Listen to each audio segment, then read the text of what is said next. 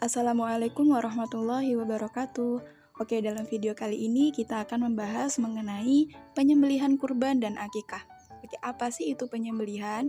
Jadi sembelihan dalam bahasa Arab disebut az-zakah. Asalnya berarti wewangian, halal, lezat, manis, dan sempurna.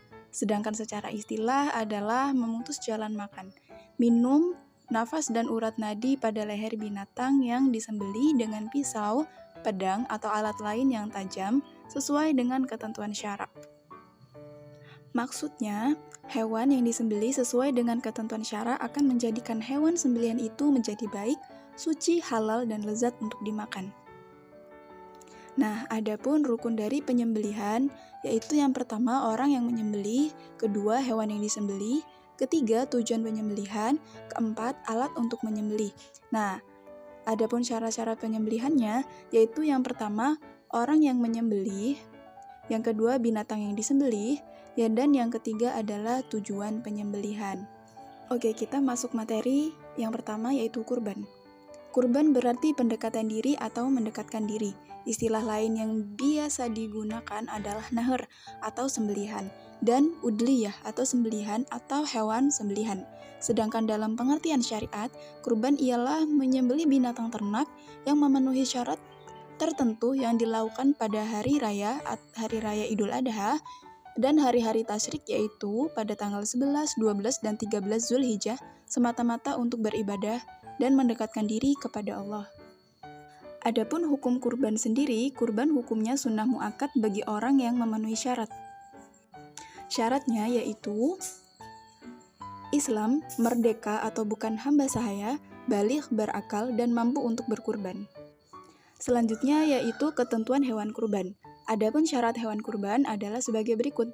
Yang pertama cukup umur, yaitu unta sekurang-kurangnya berumur 5 tahun memasuki 6 tahun, sapi dan kerbau berumur 2 tahun memasuki 3 tahun, kambing berumur 2 tahun yang memasuki 3 tahun, domba berumur 1 tahun dan memasuki 3 tahun.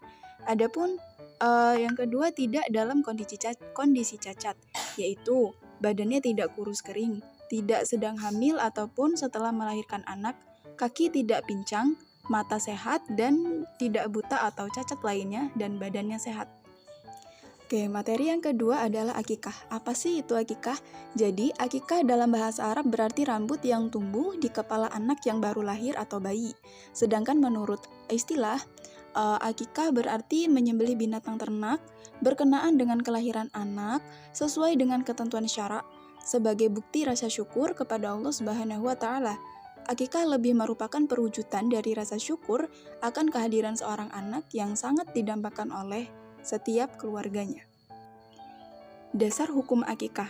Sejauh ini dapat ditelusuri bahwa yang pertama dilaksanakan akikah adalah dua orang saudara kembar, yaitu cucu Nabi Muhammad SAW dari perkawinan Fatimah dengan Ali bin Abi Thalib yang bernama Hasan dan Husain, sesuai dengan sabda Rasulullah SAW, yang artinya anak yang baru lahir masih tergadai sampai disembelihkan baginya akikah pada hari yang ketujuh dari hari lahirnya, dan hari itu juga hendaklah dicukur rambutnya dan diberi nama. Hadis riwayat Tirmizi. Yang dimaksud dengan tergadai ialah bagaimana jaminan yang harus ditebus dengan membayar, maka hukumnya menjadi wajib.